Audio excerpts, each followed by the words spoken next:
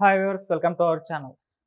So rebel star Krishnaraju గారి భార్య శ్యామలాదేవి గారు వైసీపీ పార్టీలో జాయిన్ అయిపోతున్నారు, నరసాపురం నుంచి పోటీ చేయబోతున్నారు అన్న వార్తలు అది గతంలో కూడా వచ్చాయి. మళ్ళీ ఇప్పుడు అవి ట్రెండింగ్లో ఉండడం చూస్తున్నాం, సోషల్ మీడియాలో కూడా వైరల్ అవుతున్నాయి. మరి నిజంగా శ్యామలాదేవి గారు వైసీపీ పార్టీలో జాయిన్ అయిపోతున్నారా, మన నరసాపురం నుంచి పోటీ చేయబోతున్నారా, ఒకవేళ చేస్తే ఎలా ఉండబోతుంది? సో ఈ అంశం మీద డిస్కస్ చేయడానికి ప్రజెంట్ మనతో పాటు సీనియర్ జర్నలిస్ట్ జయదేవ్ గారు ఉన్నారు. వారితో ఒకసారి డిస్కస్ చేద్దాం. సార్ నమస్కారం. సార్ శ్యామలాదేవి గారు మరి నరసాపురం నుంచి పోటీ చేయబోతున్నారు అన్న వార్తలు అయితే వినిపిస్తున్నాయి సార్. వైసీపీ పార్టీలో మరి జాయిన్ అయ్యే అవకాశం ఏమన్నా ఉందా? నిజంగా పోటీ చేస్తారా సార్? అంటే ఇదిలో వాస్తవం ఎంత ఉందో తెలియదు కానీ ఇది కేవలం సామాజిక వర్గంలో చిచ్చు అనే దానికి లేదా సామాజిక వర్గంలో ఓట్ల చీలిక కోసం ప్రయత్నిస్తున్న ప్రయత్నంగానే కనిపిస్తుంది. ఎందుకంటే నరసాపురం అనగానే మనకు ఫస్ట్ గుర్తొచ్చేది RRR గారు, రఘురామకృష్ణరాజు గారు. సో ఆయన అదే వైసీపీలో ఉండి ఎంత రెబల్ అయ్యారో, వైసీపీ రెబల్గా ఎంత మారారో, ఏ స్థాయిలో ఆయన రీసెంట్గా ఆయన నియోజకవర్గంలో కూడా అడుగు పెట్టారన్నట్టుగా అన్నారు. అంటే వైసీపీ ప్రభుత్వంతో వేగలేక భయపడి అన్నట్టు కూడా చాలా వార్తలు విన్నాం. అంటే ఆయన్ని తెలంగాణలో తలదాచుకున్నా కూడా ఇక్కడ పోలీసులకు కానీ ఇక్కడ ప్రభుత్వానికి ఇన్ఫామ్ చేయకుండా ఒక పోలీస్ వ్యవస్థ వచ్చి ఆయన తీసుకెళ్ళి ఎంపీ అని చూడకుండా ఆయనకి దేహశుద్ధి చేశారు. ఆయన కూడా గాయాలు చూపించారు. అంటే ఆ స్థాయిలో విమర్శలు, ఆ స్థాయిలో ఆయన కొంచెం ఇబ్బందులు పడ్డాడు అన్నట్టుగా చూసాం. అయితే ఇప్పుడు అదే నరసాపురంకి రాజుగారికి పోటీగా, రఘురామకృష్ణరాజు గారికి పోటీగా ఉండాలంటే ఖచ్చితంగా అదే సామాజిక వర్గానికి చెందిన వాళ్ళని పెట్టాలని ఆలోచన. లేదంటే కృష్ణరాజు గారంటే ప్రభాస్ పెదనాన్నగారు, ప్రభాస్ ఫ్యాన్స్ని ఆ విధంగా క్యాష్ చేసుకుందాము అనే ఆలోచన కూడా ఉండుండొచ్చు కాక. ఎందుకంటే నరసాపురం అంటే ఈ భీమవరం, పాలకొల్లు ఇవన్నీ కూడా నరసాపురం పార్లమెంట్ నియోజకవర్గంలో కొన్ని వస్తాయి.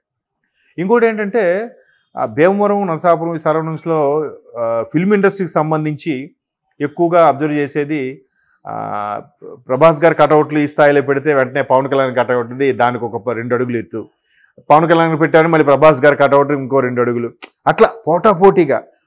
ఒకసారి భీమ్లా నాయక్ సినిమాకు దేనికో అనుకుంటా పవన్ కళ్యాణ్ గారి సినిమాలను వరుసగా ఊరంతా పోస్టర్లు పెట్టారు, వరుసగా హోర్డింగ్లు.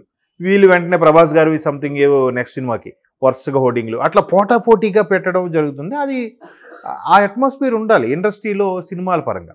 బట్ ఇక్కడ రాజకీయం అనేది ప్రజల భవిష్యత్తు, ప్రజల భవితవ్యం మీద ఆధారపడి ఉంటుంది. కాబట్టి ఇటువంటి నిర్ణయాలు తీసుకోవడంలో ఎంతవరకు కరెక్ట్ అనేది తెలియదు. బట్ ఆవిడికి రాజకీయాల్లో ఎంతవరకు ఇంట్రెస్ట్ ఉంది, లేదా నిజంగా ఆవిడ రాజకీయాల్లో రంగప్రవేశం ఉందనేది మాత్రం కేవలం సోషల్ మీడియాలో చూసాం తప్ప ఆవిడ స్వతహాగా స్టేట్మెంట్ ఇవ్వడం కానీ, లేదా కృష్ణరాజు గారి కుటుంబ సభ్యులు స్టేట్మెంట్ ఇవ్వడం కానీ, ప్రభాస్ గారు ఊరికే సరదాగా ఒకటి మాట్లాడినట్టు కానీ ఎక్కడ చూడలేదు.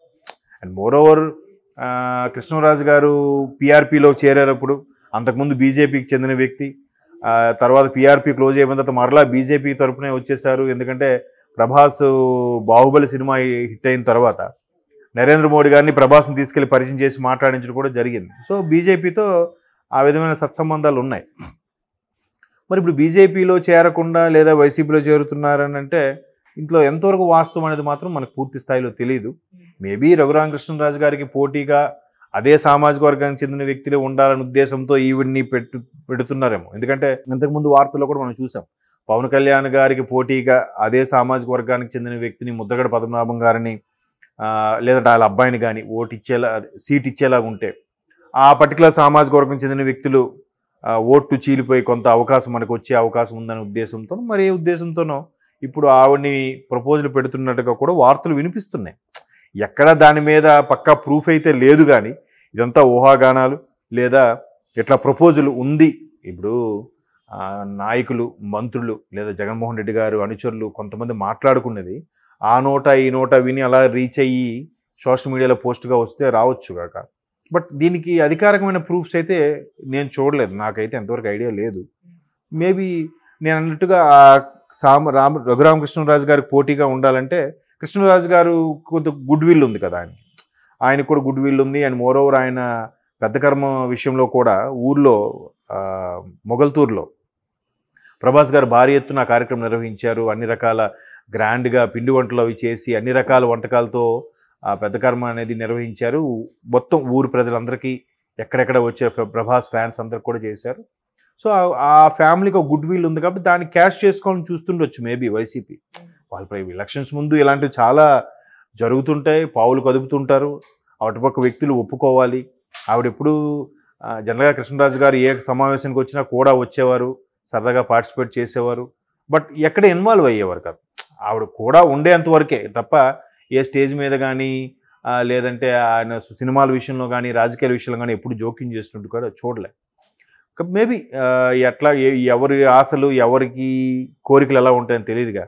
ఒకవేళ ఆవిడకి ఏమైనా కోరికలు ఉన్నాయో లేదంటే వీళ్ళే రాజులకు సంబంధించిన ఫ్యామిలీ కాబట్టి రాజుగారికి పోటీగా కృష్ణరాజు గారికి రఘురామకృష్ణరాజు గారికి పోటీగా కృష్ణరాజు గారి భార్యని పెట్టాలని ఆలోచన ఉందేమో చూద్దాం. లేకపోతే వెయిట్ అండ్ సీ. ఇవన్నీ ఎంతవరకు రూమర్స్ ఎంతవరకు వాస్తవాలో ఇంకొద్ది రోజులు గడితే ఎలక్షన్స్ ముందు వరకు మనకు క్లారిటీ రాదు.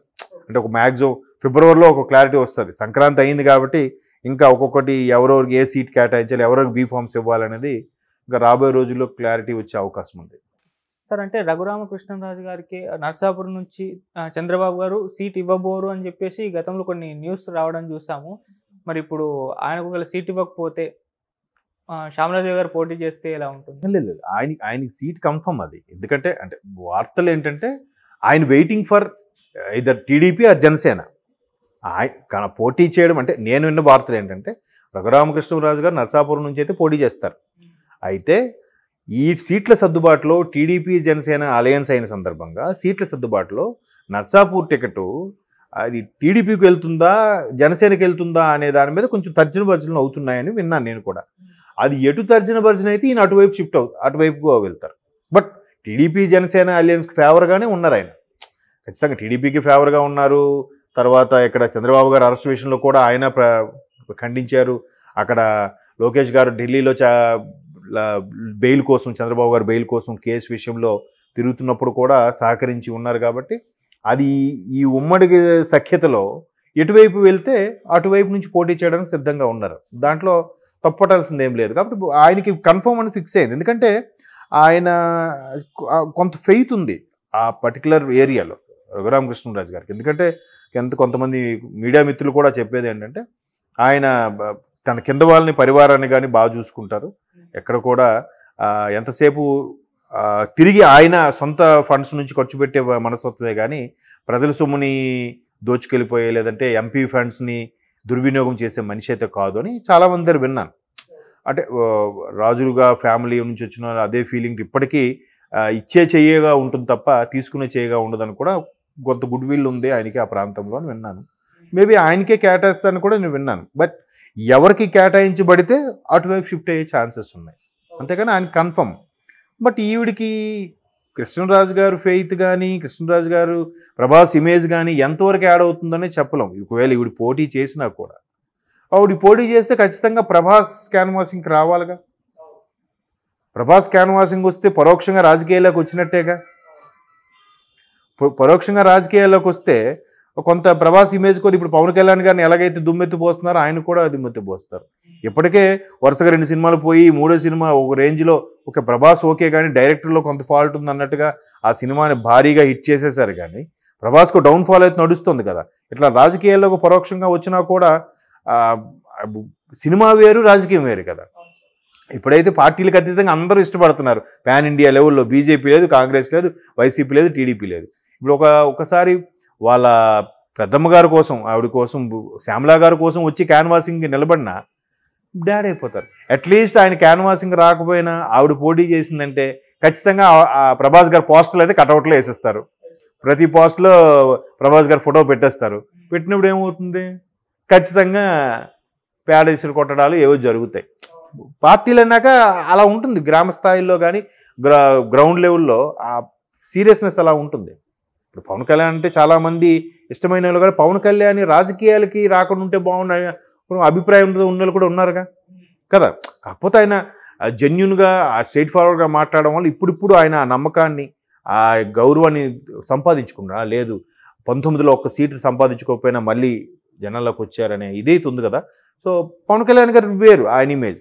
మరి ప్రభాస్ ఉన్న ఇమేజ్ని ఒకసారి అలాగా దుర్వినియోగం అవుతుందేమో అనే భయం అయితే ఉంటుంది కదా.